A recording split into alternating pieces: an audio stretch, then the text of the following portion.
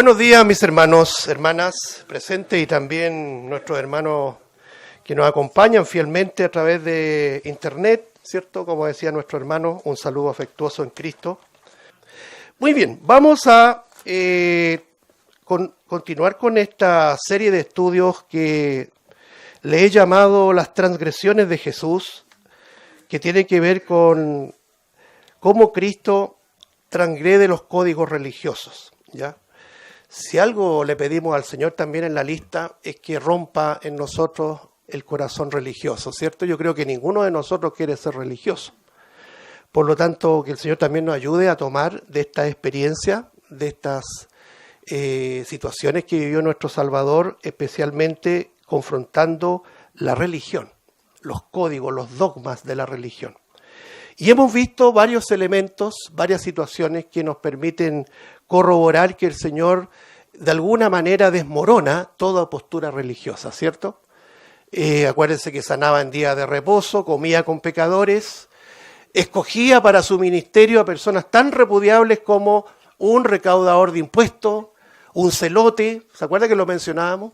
La semana pasada nos acordábamos que el Señor transgrede también esta actitud tan religiosa y tan ufana, ¿cierto? Soberbia del judaísmo, cruza y entra ahí en una ciudad aborrecible para los judíos.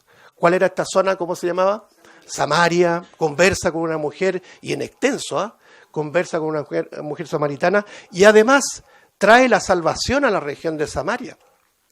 Por lo tanto, nuestro Señor Jesucristo no tiene nada de religioso, ¿ya? Por eso que la gente no quiere creer en nada de lo que venga de la religión, porque ha sido un fiasco la religión, por hermano, ¿cierto? Hay que decirlo. La religión es un elemento al servicio del mismísimo Satanás. Entiéndame bien, ¿no? La religión, cualquiera que ésta sea. Pero el Evangelio de Cristo no está circunscrito a una religión, sino que transgrede la religión. Por eso que los religiosos se ponen saltón y no les gusta cuando la verdad alumbra y hace entender a las personas. Ahora, en esta mañana, espero que estemos concentrados y aplicados. Vamos a ver un episodio muy importante también. Es cuando el Señor salva y perdona y salva a una mujer sorprendida en el mismo acto de adulterio, ¿ya? Entonces le he llamado perdonando a una mujer adúltera. Esta es por decir así, la tercera transgresión que hemos estado estudiando. Imagínense los religiosos, mujer inmunda, hay que castigarla. Bueno, veamos lo que pasó acá. Los invito a abrir sus Biblias, por favor, en Juan capítulo 8.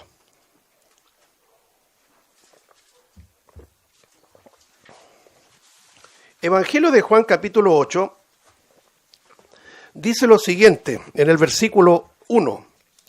Y Jesús se fue al monte de los olivos, y por la mañana volvió al templo, y todo el pueblo vino a él. Y sentado, él les enseñaba.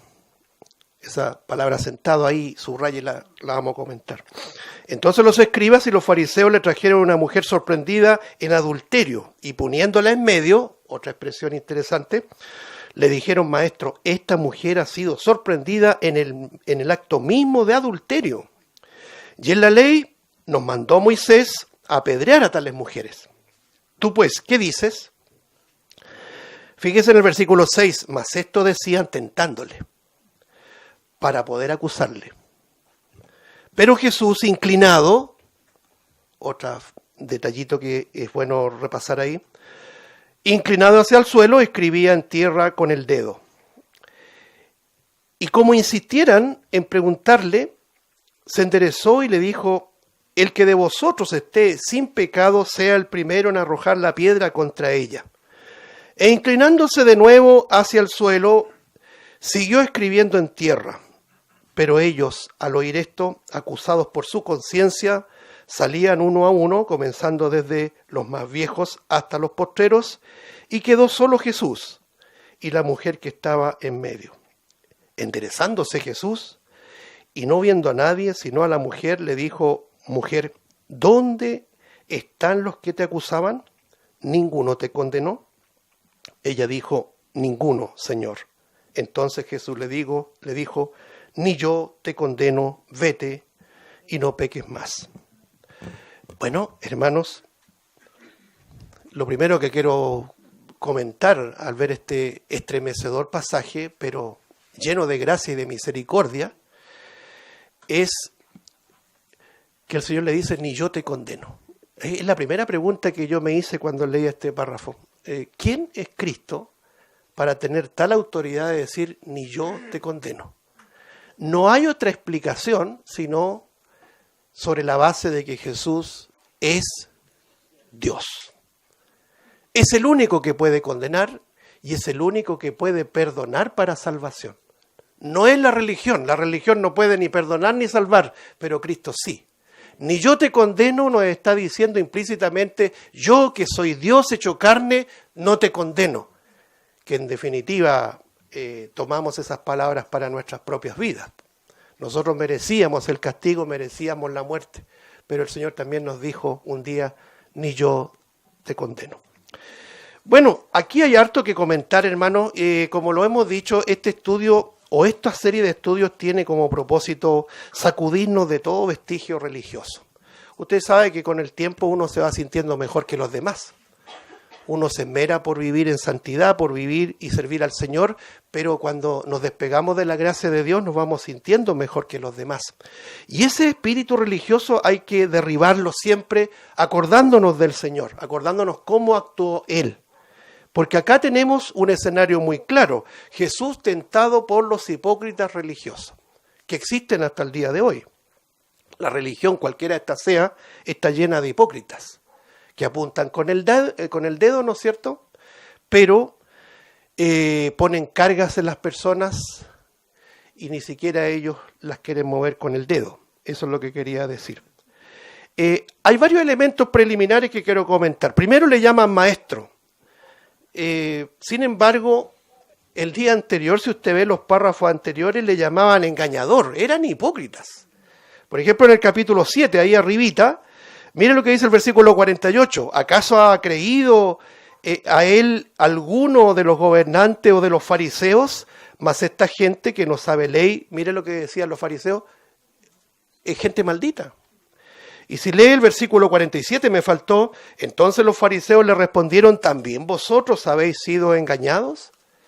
Los alguaciles, que era una especie de guardia del templo, fueron a arrestar al Señor y se dieron cuenta que él hablaba cosas tremendas y quedaron maravillados los alguaciles. Y los fariseos reaccionaron.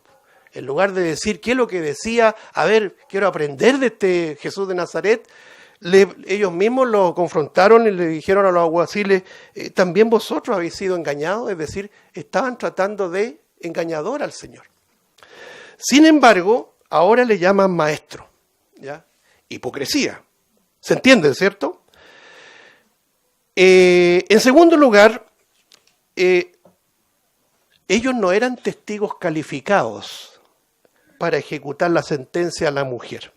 Si uno se va a la ley, porque este solo párrafo de Juan capítulo 8, a uno lo obliga a irse al Antiguo Testamento y entender el contexto de cómo la ley trataba estos asuntos. No era llegar y acusar a alguien, tenía que haber 2 o 3 testigos. Es lo mismo que el Señor presenta, por ejemplo, en el tiempo de la gracia, en el tiempo de la iglesia, cuando alguien quiere acusar a algún hermano. Primero tiene que haber testigos y esos testigos tienen que tener buen testimonio, porque si no tienen testimonio cualquiera puede elevar una acusación contra cualquiera y eso no tiene ningún valor. Y ellos llegaron a acusar a la mujer adúltera pero no tenían testimonio, porque eran hipócritas. ¿Se entiende? Bueno, la ley limitaba eso. En tercer lugar, estos hipócritas debían llevar la mujer ante el Sanedrín. El Sanedrín, para que se entienda, era el ministerio de justicia de los judíos, bajo la jurisdicción de Roma. Acuérdense que tenían el dominio romano, pero los judíos tenían sus propias leyes, ¿cierto? Y eran impartidas por el Sanedrín.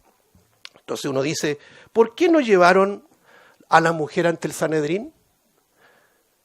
Porque todos sabemos que querían tentar y capturar al Señor. Es decir, llevaron a la mujer para poner en jaque. Jaque se entiende, ¿cierto? Es una expresión de poner ya fuera de movimiento, para los que saben jugar ajedrez, a una persona. Y querían ahí capturarlo. Ahora, los hipócritas, no sé si usted notó, ya vamos a ver el desglose, esto es los por eliminar nomás, solamente le llevan a la mujer. La pregunta, ¿dónde quedó el hombre? ¿Dónde quedó el hombre? Y aquí yo quiero que veamos algunos pasajes. Vamos a Levíticos capítulo 20, cómo el Señor establecía la pena para el adulterio, del cual vamos a hablar en detalle. Levítico capítulo 20, versículo 10 dice lo siguiente: si un hombre cometiera adulterio con la mujer de su prójimo, el adúltero y la adúltera, que dice, indefectiblemente serán muertos. Indefectiblemente, es decir, no hay escapatoria. Pero la ley es muy clara, el hombre y la mujer deben ser muertos. Qué severidad la ley, ¿no es cierto? Bueno, si usted esto lo compara con Deuteronomio, muy bien, Deuteronomio capítulo 22, Deuteronomio capítulo número 22, vamos a ver el versículo 22 al 24, dice lo siguiente: si fuere sorprendido alguno acostado con una mujer casada con marido, ambos morirán. No dice la mujer solamente. El hombre que se acostó con la mujer y la mujer también, así quitarás el mal de Israel. Si hubiera una muchacha virgen desposada con alguno y alguno la hallare en la ciudad y se acostare con ella, entonces, versículo 24, los sacaréis a ambos a la puerta de la ciudad y los apedrearéis y morirán. La joven, porque no dio voces en la ciudad, y el hombre, porque humilló a la mujer de su prójimo, así quitarás el mal de en medio de ti. Bueno, ¿quién podría decir que la ley no es severa, hermanos? La ley en particular, usted sabe que no nos salva, la ley nos condena, la ley muestra nuestro pecado. Por lo tanto, la pregunta es, ¿dónde estaba el hombre? Le trajeron solamente a la mujer. Ellos quisieron impartir justicia quebrantando la propia ley. No sé si se entiende. Hipócritas, mentirosos, falaces. El siguiente punto es que estaban usando a la mujer en definitiva como un instrumento. A ellos no les interesaba la mujer, no les interesaba su alma, no les interesaba ni condenarla ni perdonarla. A ellos les interesaba maliciosamente capturar a nuestro Señor Jesucristo. Ese era el blanco, ese era el objetivo. Y eso es lo que hace Satanás, ¿no es cierto?, muchas veces con nosotros mismos, por hermano. A él no le interesa lo que rodea el rebaño, sino que le interesa el rebaño. ¿Ah? Le interesa atacar donde está la verdad. ¿Me explico?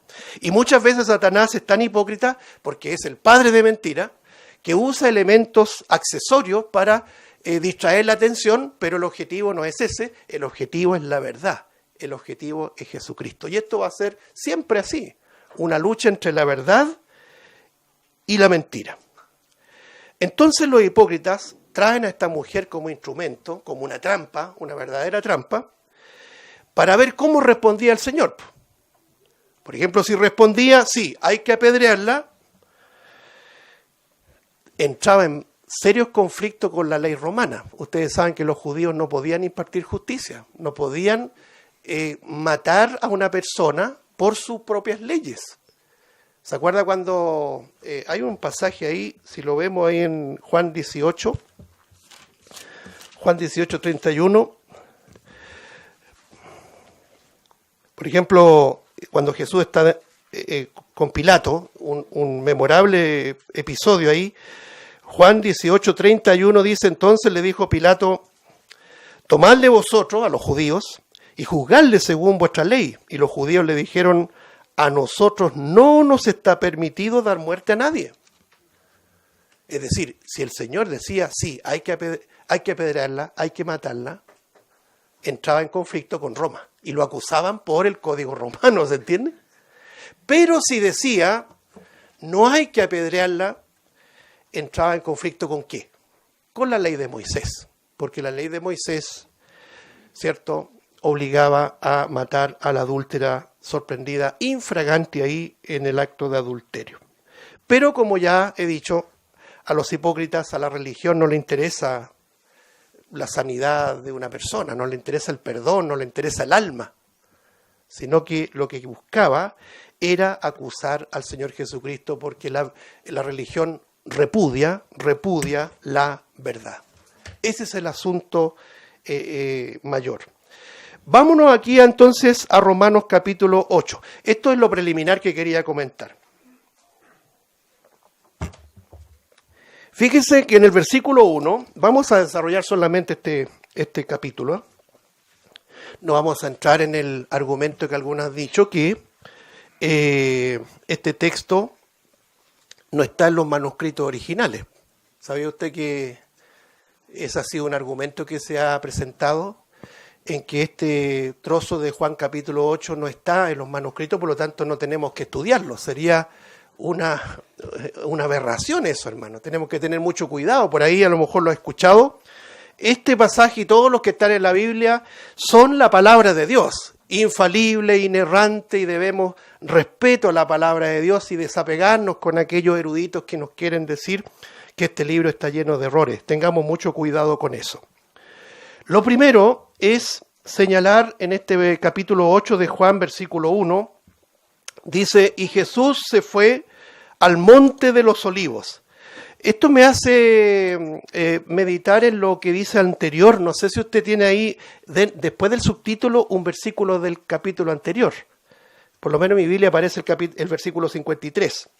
Dice, cada uno se fue a su casa. ¿No está disponible los textos, hermano?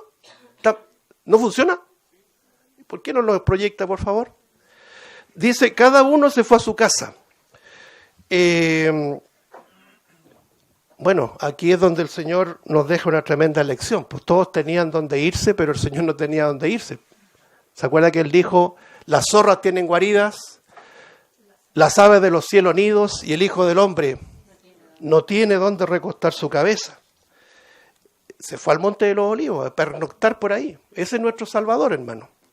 En segundo lugar, el versículo 2 dice lo siguiente, y por la mañana volvió al templo y todo el pueblo vino a él y sentado, él les enseñaba. Esta expresión, como lo hemos comentado en alguna otra ocasión, sentado significa que él enseñaba, era maestro. El rabí se sentaba, una expresión de maestría, ¿cierto?, y enseñaba a la multitud que venía a escucharlo. ¿Ya? Por ejemplo, hay una parte que la estuvimos estudiando en Mateo 24, dice, y sentado en el monte de los olivos, les respondía y les enseñaba. Es decir, estaba haciendo las veces de maestro, rabí, ¿cierto? El otro interesante desde el versículo 2 es que venía todo el pueblo a oírle, hermano. Por eso que los judíos, los judaizantes, los religiosos tenían un cierto conflicto porque no era llegar e irse contra Jesús así sin ningún argumento, porque el pueblo se les iba a levantar a ellos. ¿Me entienden? Ahora, ¿cómo consideraban los religiosos al pueblo que seguía a Jesús? Ahí usted lo leyó, en el capítulo 7, versículo 49. Esta gente no sabe la ley, es gente maldita. ¿Ya? El pueblo venía a él para aprender de él. Sin embargo, la religión lo calificaba a ese pueblo, a esos oyentes, como gente maldita. Versículo 3. Entonces los escribas y los fariseos le trajeron a una mujer sorprendida en adulterio y poniéndola en medio. Esto sí que es interesante desglosarlo, hermano. Poniéndola en medio. Imagínense esa escena. Por un lado los acusadores, por el otro lado nuestro Señor Jesucristo y en medio, ¿quién? El acusado, la mujer adúltera. Debemos entender que en este caso la figura es muy clara y precisa a la luz de la Biblia. Los fariseos, los escribas, los religiosos venían con la ley para acusar a esta mujer. Porque la ley, mis hermanos, ustedes saben que la ley no es lo que nos salva a nosotros. La ley, ¿qué hace? La ley nos condena, la ley nos acusa, ¿cierto? La Biblia dice, Pablo lo dice con harta precisión, que la ley no fue dada para, ¿cierto?, para nuestra salvación, sino para nuestra condenación. El apóstol Pablo lo dice de la siguiente manera, yo no hubiese conocido el pecado si la ley no dijera no codiciarás. Es decir, por la ley es el conocimiento del pecado. Por lo tanto, cualquier persona que quiera ser salvo por la ley solamente se hace deudor, ¿cierto?, del Señor. Porque no hay manera de salvarse cumpliendo la ley. Y otro elemento, para cumplir la ley hay que cumplirla toda. Usted no puede decir yo cumplo la mayoría, ¿cierto? Santiago dice, si alguien cumple la ley pero ofende en un solo punto, se hace culpable de toda la ley. Por lo tanto, hermanos, no es un asunto solamente de decir yo voy a cumplir la ley para salvarme porque yo voy a ser tan santo como Dios. No, hermanos, la ley nos acusa.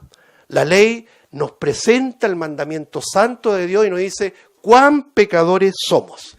Entonces, por un lado, está la ley que condena. En ese mismo lado está el diablo que acusa, porque el diablo actúa como un fiscal. Lo que quería de esta mujer era instrumentalizarla porque no le interesaba para nada, pero la acusaba. Esta mujer fue sorprendida infraganti en el mismo acto de adulterio. Pero gloria a Dios, hermano, lo voy a decir así, que al otro extremo estaba Jesucristo, que es la gracia y la verdad. ¿Se acuerda que dice la Escritura? La ley vino por Moisés.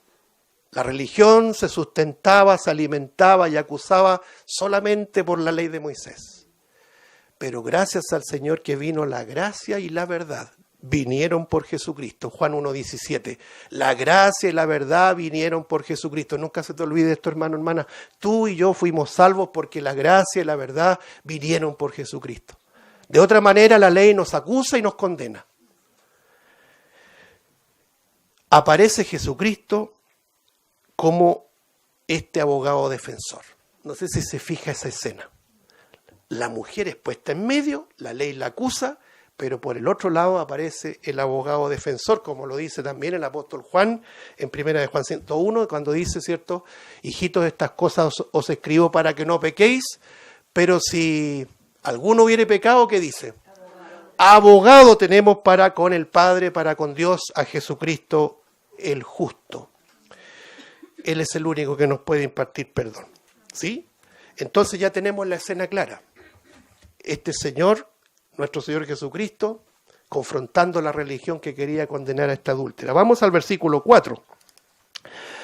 Juan 8:4. Y dijeron, maestro, hipocresía. Ese es un título nomás para dejarlo tranquilo. Lo odiaban al Señor. Maestro, esta mujer ha sido sorprendida en el mismo acto de adulterio, es decir, como se dice, con las manos en la masa. Infraganti fue sorprendida esta mujer. ¿Qué quiero comentar en este versículo 4? Como ocurre en el día de hoy, yo, ya tengo mis años, ¿cierto? Y un cierto tiempo en la iglesia evangélica, en la iglesia cristiana, en esa asamblea, ¿no es cierto?, de hermanos. Y este tema del adulterio y de la fornicación parece ser que son los únicos pecados que tiene el ser humano, ¿ya? El chisme, la murmuración, la soberbia, la ira, la avaricia, etcétera, etcétera, parece que no fueran pecados. Y estos hombres actúan de la misma manera, los hombres actuales, de la misma manera que actuaban los fariseos de antaño. No podían reconocer que ellos en su propio corazón eran unos adúlteros. Pero, hermano, ¿qué está diciendo? Tenga cuidado. No, yo no lo estoy diciendo. Lo dice la Escritura. Miren lo que dice. Vámonos primero al capítulo 5 de Mateo, por favor. Por eso que decía adelante, Deuteronomio 17 dice que los testigos que acusaban tenían que estar bien, ¿no es cierto?, claro en lo que estaban haciendo. Tenían que estar calificados para acusar a alguien. Entonces, por eso que el Señor dice, el que esté libre de pecado, que arroje la primera piedra. ¿Sabes, hermano? ni tú ni yo estamos calificados para acusar a nadie. Solamente el Señor lo puede hacer por su palabra y nosotros, hermanos, predicar el Evangelio de salvación, porque Cristo es capaz de salvar al más vil pecador. Por eso que estás tú aquí y estoy yo. Claro que sí. Por ejemplo, en Mateo capítulo 5, versículo 27. Dice así, Mateo 5, 27. Oísteis que fue dicho, no cometerás adulterio. Ya lo leímos. La ley condenaba el adulterio. Pero yo os digo que cualquiera que mira a una mujer para codiciarla, ya adulteró con ella en su corazón.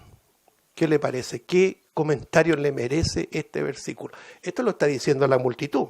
Esto está enmarcado en el Sermón del Monte, en donde el Señor está revelando no lo que hacían los hombres, sino lo que eran los hombres. Hay una diferencia. Porque lo que nos constituye pecadores no es lo que hacemos, es lo que somos. Nosotros no somos pecadores cuando pecamos. Nosotros pecamos porque somos pecadores. Hay una consigna o una doctrina en la Iglesia Católica que se ha metido obviamente en la Iglesia Evangélica, que es que el pecado no es el sentir. Es decir, el pecado no está en el sentir, sino en el consentir. ¿Eso es verdad o es mentira, hermano? ¿Qué piensan ustedes? ¿Es verdad eso que si usted piensa algo, no lo hace pecador? Pero si usted hace algo, sí, lo constituye como un pecador. Bueno, la respuesta está aquí. La Biblia dice no cometerás adulterio, pero el asunto no era solamente la comisión de adulterio, sino que era el sentir, ¿cierto?, del adulterio. Por ejemplo, aquí en esta expresión, versículo 28, que es interesante también ahí analizarla un poquito, esta mujer que aparece aquí particularmente es juné, en griego, que significa siempre mujer casada. Adulterio significa una relación marital, una relación sexual fuera del matrimonio, Eso hay que dejarlo claramente subrayado, ¿sí? Pero en la ley aparecían dos tipos de adulterio. El adulterio que era penado con matar a los dos, porque el tipo se metía con una mujer casada. Pero si el tipo se metía con una mujer soltera, la Biblia dice, ¿no es cierto?, que no era sujeto de pena capital, sino que tenía que pagar una dote y tener esa mujer por el resto de su vida. El castigo era muy distinto. La sanción era muy distinta. Lo que condena con pena capital aquí en el texto es precisamente lo que dice el pasaje y lo que ocurría ahí en Juan 8 que estamos comentando. La idea de mancillar un matrimonio o una mujer que está casada con otro hombre.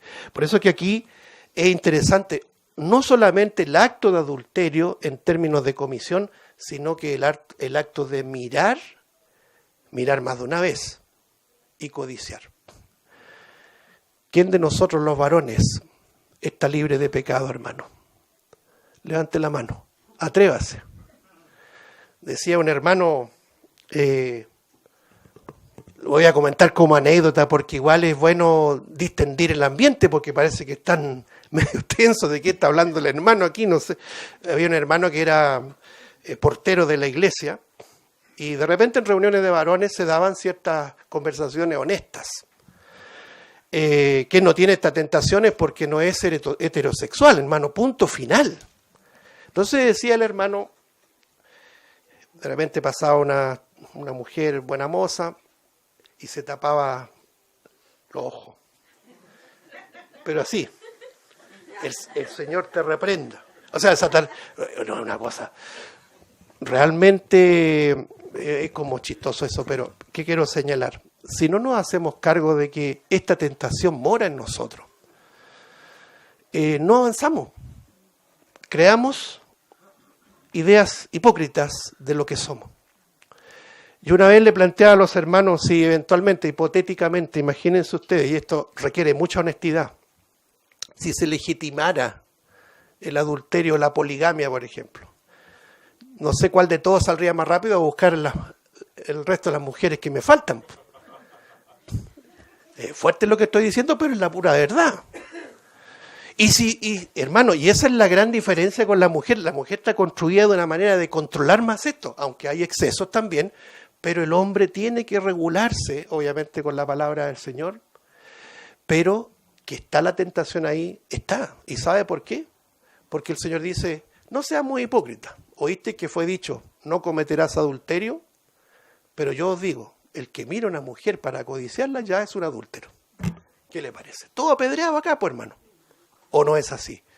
No, es que yo no miro a las mujeres en la calle, yo no, solamente mi esposa.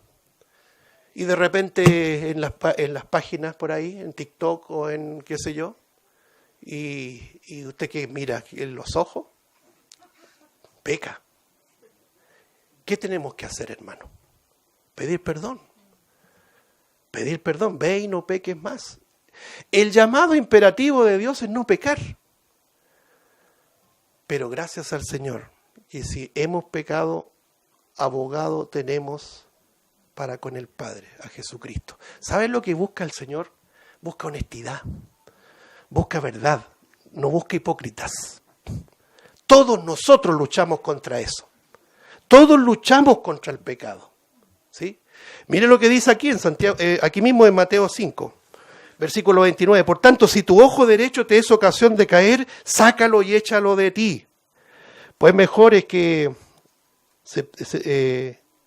te es que se pierda uno de tus miembros y no todo tu cuerpo sea echado en el infierno. Y si tu mano derecha te es ocasión de caer, córtala y échala de ti. Pues mejor te es que se pierda uno de tus miembros y no que todo tu cuerpo sea echado en el infierno. ¿Cómo aplicamos esta tremenda enseñanza del Señor para nosotros los varones en particular? Porque si fuera así, estaríamos todos aquí mutilados. Sin ojos, sin manos. La severidad. Lo que está presentando el Señor es la severidad de la ley. Si vamos por el camino de la ley, no hay redención, no hay salvación. ¿Qué camino nos queda, mis amados hermanos? Acudir al Salvador, acudir a la gracia y la verdad, acudir a aquel que desmorona la religión, aquel que transgrede los códigos religiosos. Entonces uno no puede santificarse por esfuerzos humanos, vas a fracasar, vamos a fracasar. Debemos santificarnos con la ayuda del Señor y la gracia del Señor. Es lo único que nos permite salir victoriosos ante el pecado. Por eso tanta exhortación apostólica a llenar nuestra mente con las célicas y balsámicas palabras que la Biblia nos entrega. ¿Pero qué? Llenamos nuestra mente con cosas vanas. Y la carne es la que toma preponderancia, ¿no es así? Pero estamos hablando de un Jesús que transgrede lo que la religión prohíbe, pero hace a escondidas. ¿Ah? Es tremendo, hermano. ¿Ah? Yo creo que estos textos son fuertes, pero son muy beneficiosos y útiles para no ser hipócritas. Capítulo 7 de Mateo. Versículo 1 al 5. No juzguéis para que no seáis juzgados, porque con el juicio con que juzgáis seréis juzgados y con la medida con que medís os será medido. ¿Y por qué miras la paja que está en el ojo de tu hermano y no echas de ver la viga que está en tu propio ojo? ¿O cómo dirás a tu hermano, déjame sacar la paja de tu ojo y he aquí la viga en el ojo tuyo? Hipócrita. Saca primero la viga de tu propio ojo y entonces verás bien para sacar la paja del ojo de tu hermano. No deis lo santo a los perros ni echéis vuestras perlas delante de los cerdos, no sea que las pisoteen y se vuelvan y os despedacen. Expresión que es una confrontación a los religiosos que miraban al resto, que no eran de ellos, como perros, como cerdos. Hipocresía. Ellos apuntaban con el dedo, pero no hacían lo que exigían. Qué tremendo, ¿cierto? Y eso sigue existiendo el día de hoy. Y sigue existiendo en toda la religión y sigue existiendo, hermanos, en la iglesia llamada cristiana y evangélica. ¿Sabes lo que debemos entender? Y quiero avanzar un poco porque ya el tiempo se me va. Hermanos, hermanas, lo que contamina no es lo que entra. El Señor dijo, el hombre come, ¿cierto? Y después va al baño, así lo dice el Señor, si lo quiere revisar en la casa, Mateo 15, y resulta que va al baño y bota lo que comió. Porque ellos estaban preocupados de que sus discípulos se lavaran las manos. Del rito, se estaban preocupados de la forma, no del corazón, no de los principios que Dios ha puesto en nuestro corazón. Solamente se preocupaban de la forma, de la vestimenta, de la corbata. Bueno, hoy día es la corbata, y etcétera, etcétera. Sepulcro blanqueado. Yo creo que ninguno de nosotros quiere ser sepulcro blanqueado. Entonces el Señor dice, lo que contamina al hombre no es lo que entra, sino lo que sale. Incluso, dice el Señor, ¿de dónde salen todos los malos pensamientos? ¿De dónde salen los homicidios, los pecados, inclusive los adulterios? ¿De dónde salen? De nuestro corazón. Esto nos ayuda, hermanos, a ser humildes delante del Señor y delante de nuestros hermanos. Por lo tanto, el texto señalado que hemos leído de Juan capítulo 8 nos presenta muchos elementos. Primero, la religión acusa, condena, porque la severidad con que la ley acusaba a esta mujer es dramático. Y querían ellos acusar al Señor para ver cómo resolvía la situación. Pero se deja ver que la religión solo acusa, solo condena, juzga, pero no puede salvar. La semana pasada nos acordábamos del buen samaritano, ¿se acuerdan? Había un hombre que descendía de Jerusalén a Jericó, cayó medio muerto en el camino, asaltado por ladrones, quedó medio muerto en el camino, ¿se acuerdan? Pero pasó un sacerdote, lo vio, siguió de largo. Después un levita, lo vio, siguió de largo. La religión no puede salvar. La religión no tiene misericordia, solamente apunta con el dedo y acusa.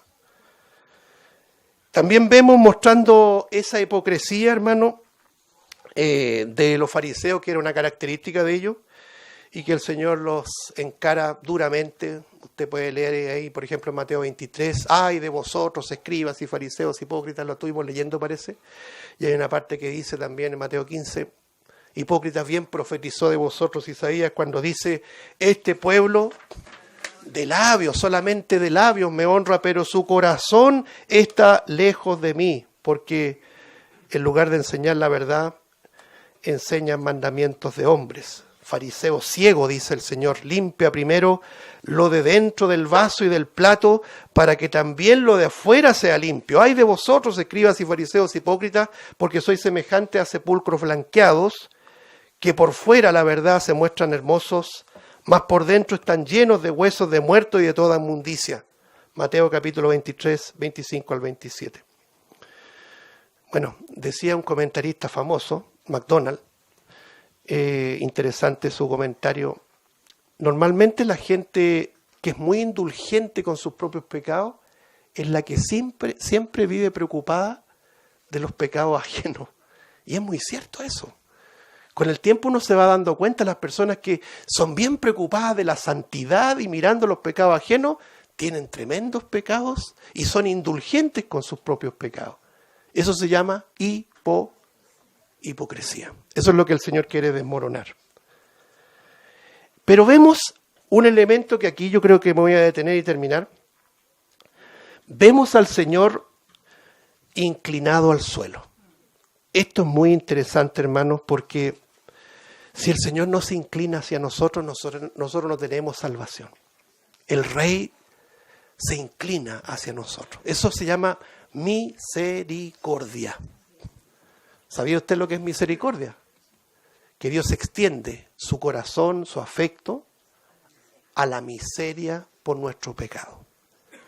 Por ejemplo, hay un salmo que dice, pacientemente esperé a Jehová y se inclinó a mí, y oyó mi clamor, y me hizo sacar del pozo de la desesperación, del lodo cenagoso, puso mis pies sobre peña y enderezó mis pasos. Salmos 40, 1 al 2.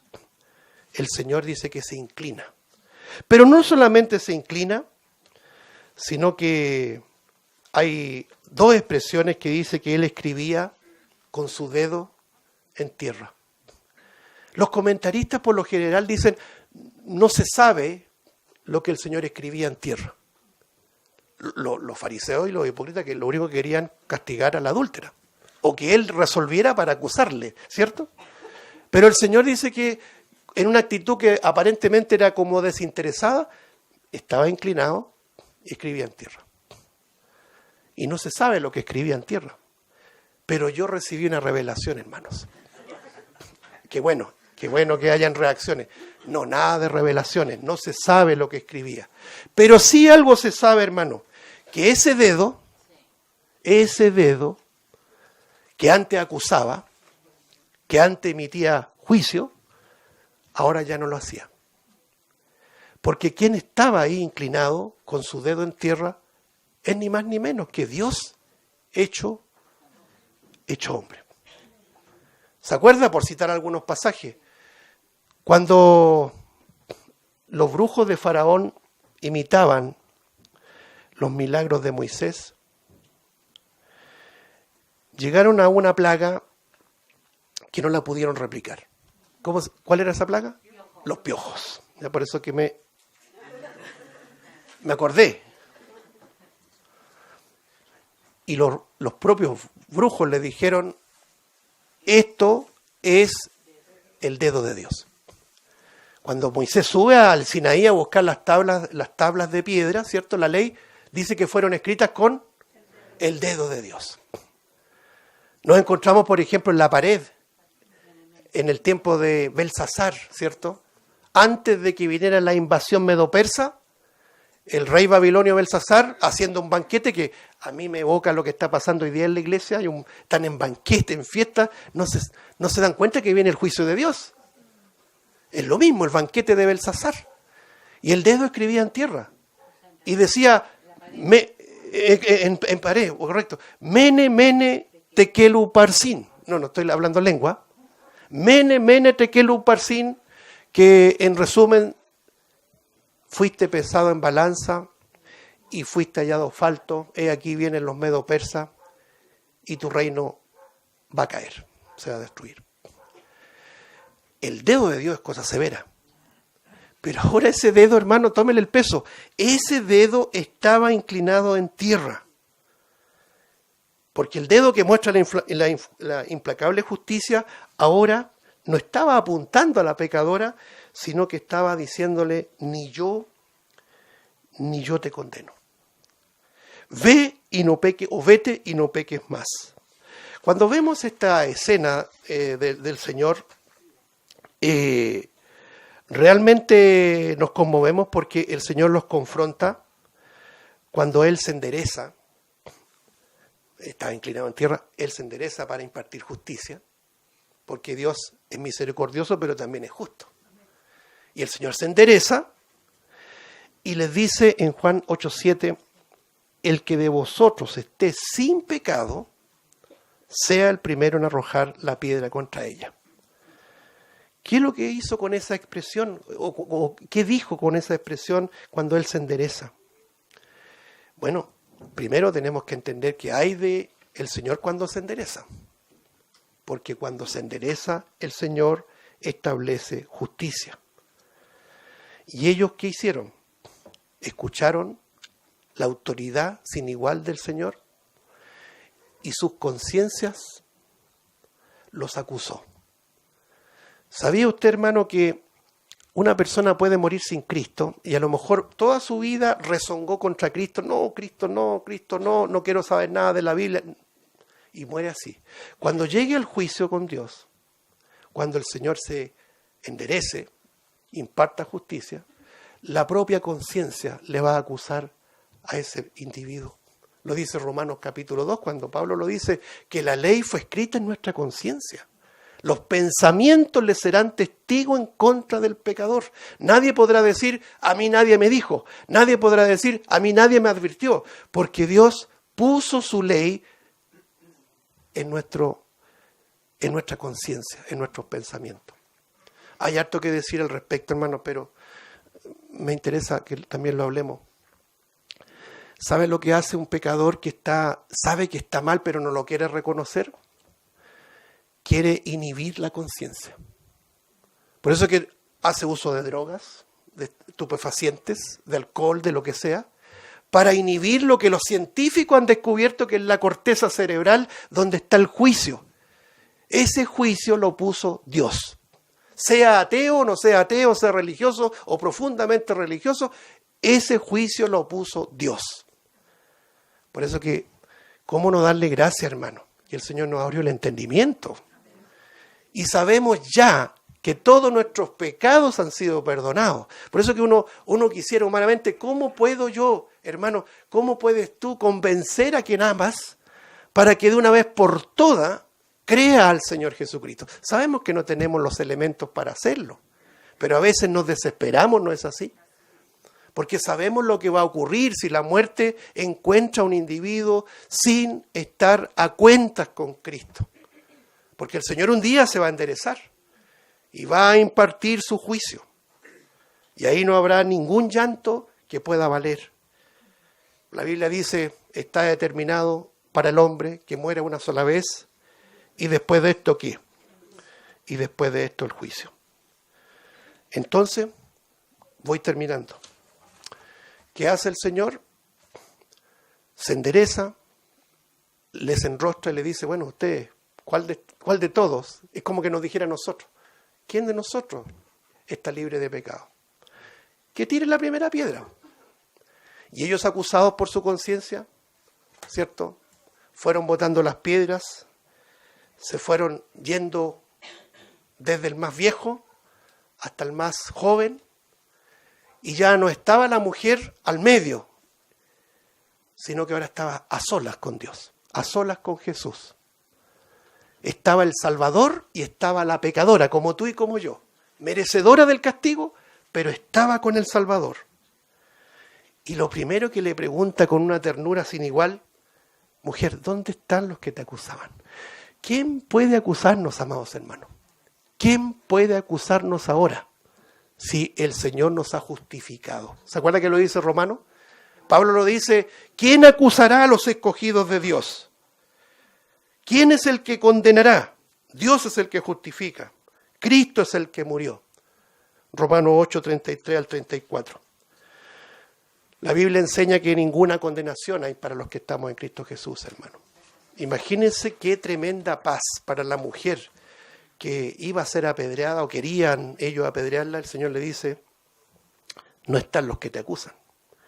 Y agrega una frase tremenda, ni yo te condeno, vete y no peques más. La autoridad sin igual del Salvador es la única que nos puede decir ahora mismo a nosotros, y incluso al más vil pecador que a lo mejor hoy día no está a cuentas con Dios, ni yo te condeno. Vete y no peques más. Qué mejor transgresión del Señor de la religión, ¿cierto? Gracias al Señor por su gracia. Te damos gracias, Padre, por tu palabra, gracias por